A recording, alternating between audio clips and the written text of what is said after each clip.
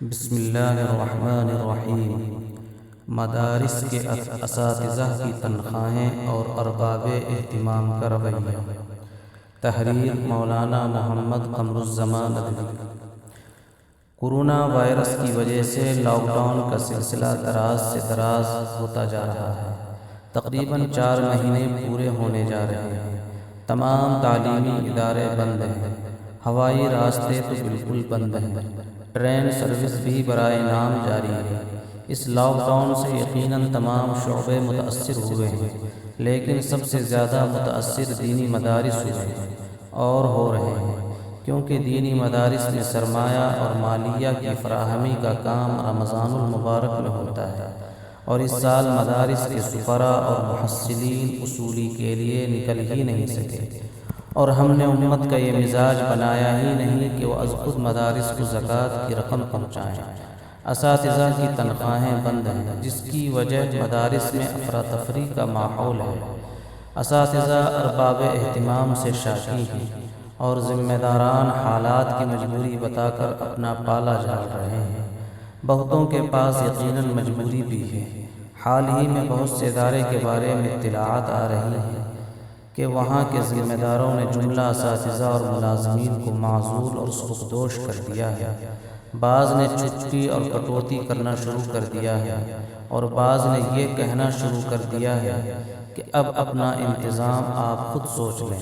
غرض افراتفری اور بے یقینی کی فضا قائم ہے، اور شکوہ و شکایت کا دور چل رہا ہے۔ اس موقع پر ضرورت تھی کہ ارباب اہتمام اور نظمائے مدارس اسلامی تعلیمات کے مطابق نرمی، فیاضی، سخاوت، اعلیٰ ظرفی، ہمت اور حوصلہ سے کام لیتے، اور اساتذہ کی تقرری کو ایک معاہدہ اور شرط سمجھتے ہوئے اس کو پورا کرنے کی کوشش کرتے، اور یہ سمجھتے کہ وعدہ اور معاہدہ بھی حدیث کی روشنی میں ایک قرض ہے۔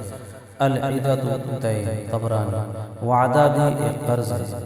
اساتذہ کو اطمینان دلاتے کہ آپ سب بھی دعا و محنت کریں، ہم بھی کوشش کرتے ہیں، جیسے ہی حالات نارمل ہوں گے، مالیہ کا نظام بہتر ہوگا، سب سے پہلے آپ کی بقایا تنخواہیں ادا کرنے کی کوشش کی جائے گی۔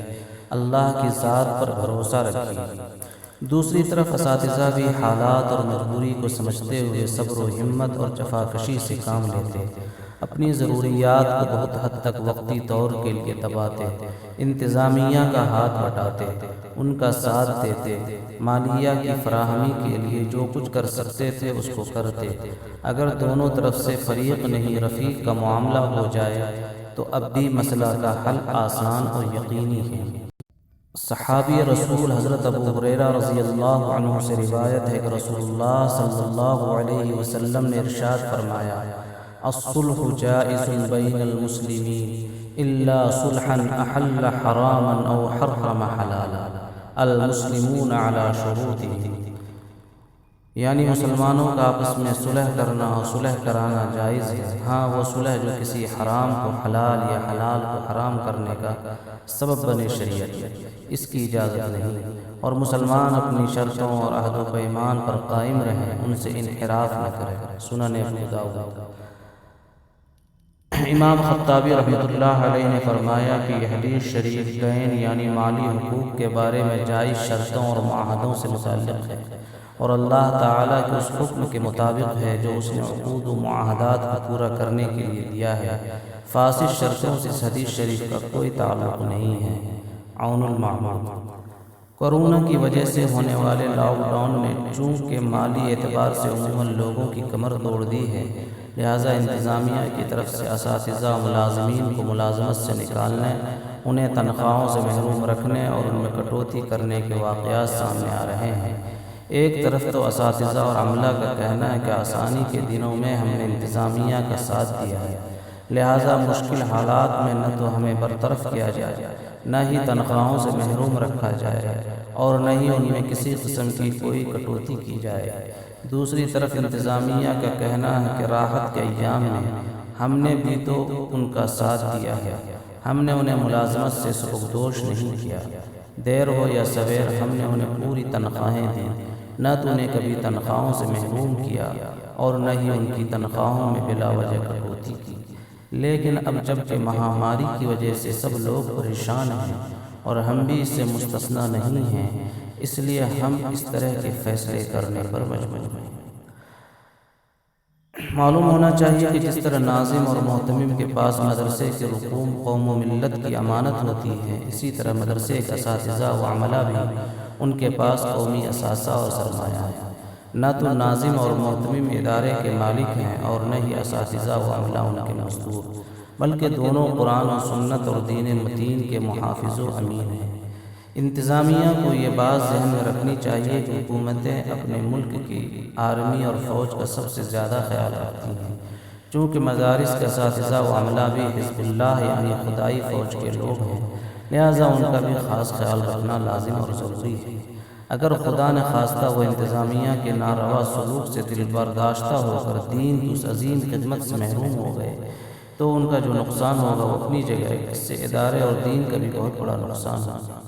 نیز اساتذہ و عملہ کو بھی یہ سوچنا چاہیے کہ سرحدوں کی حفاظت میں قربانی کا جذبہ فوج کا امتیازی وصف ہوتا ہے، اور چونکہ مدارس دین کے قلعے ہیں اس لیے ان کی بقا و تحفظ کی فکر بھی اساتذہ و عملہ کا طرز امتیاز ہونا چاہیے۔ اور موجودہ مہاماری میں جبکہ پوری انسانیت معاشی خسارے میں مبتلا ہے، انہیں بھی مالی نقصان سہنے کی ہمت جٹانی ہوگی۔ لاک ڈاؤن میں تنخواہ کی استحقاق سے متعلق دارالعلوم دیوبند نے اپنے فتوے میں کہا ہے کہ جو اساتذہ اور ملازمین مدرسہ کے مستقل ملازم ہوں ان کا معاملہ اگرچہ مسانحہ پر مبنی ہوتا ہے، لیکن بعض جگہ عرفاً سال ختم ہونے کے بعد بھی عقد اجارہ قائم رہتا ہے۔ اس لیے نیا سال شروع ہونے کے بعد اگر صراحتاً عقد اجارہ فسخ نہیں کیا گیا تو مدرسین و ملازمین اگلے مہینوں کی تنخواہ کے حقدار ہوں گے، اگرچہ عذر کی وجہ سے کام نہ کر سکے۔ فتویٰ جاری کیا گیا ہے بتاریخ 28 ماہ 10واں سن 1441 لہٰذا فرمان نبوی المسلمون علی شروطہ کہ مسلمان اپنے معاہدے پر قائم ہیں، اور دارالعلوم کے واضح فتوے کے مطابق کسی بھی انتظامیہ کے لیے اساتذہ و عملہ کی تنخواہوں کی ادائیگی میں پس و پیش کرنا یا ان میں کٹوتی کرنا جائز نہیں ہوگا۔ ہاں اگر وہ بروقت ادا نہ کر سکیں تو بحکم الہی انہیں مہلت دی جائے گی، لیکن ان کی تنخواہیں ان کی طرف سے دستبرداری کے بغیر ہرگز ساقط نہیں ہوں گی، جیسا کہ سورہ البقرہ سے معلوم ہوتا ہے۔ البتہ دارالعلوم دیوبند کے مذکورہ فتوے میں بطور مشورہ یہ بات بھی کہی گئی ہے کہ مدرسہ کے مجموعی حالات نیز مراعات و رخصت کے مقررہ ضابطے، مدرسہ کی مالی حالت، ملازمت کی نوعیت اور کارکردگی وغیرہ امور چونکہ مختلف ہوتے ہیں، اس لیے مذکورہ شرعی حکم اور مصالح مدرسہ کو سامنے رکھ کر بہتر ہے کہ ارباب حل عقد کے مشوروں سے موجودہ حالات کے لیے کوئی ضابطہ اور طریق عمل خود طے کر لیا جائے۔ نیز اگر لاک ڈاؤن کی مدت طویل ہو جاتی ہے تو بھی مصالح مدرسہ کو سامنے رکھتے ہوئے باہمی مشورے سے مصالحت کی کوئی مناسب صورت اختیار کر لیا جائے۔ سابقہ حوالہ: حال ہی میں ایک بڑے ادارے سے وہاں کے جملہ 200 اساتذہ و عملہ کو معزول کر دینے کی بات سامنے آئی ہے۔ اگر ملازمین پر سختہ طاری کرنے والا یہ اقدام وہاں کے ضابطے کے مطابق ہے تب تو لب کشائی فضول ہے، ورنہ تو مہاماری کے دور میں اس طرح کا ایک طرفہ فیصلہ دینی خدمت گزاروں کی عظمت و تقدس اور ان کے ادب و احترام کے خلاف ہے۔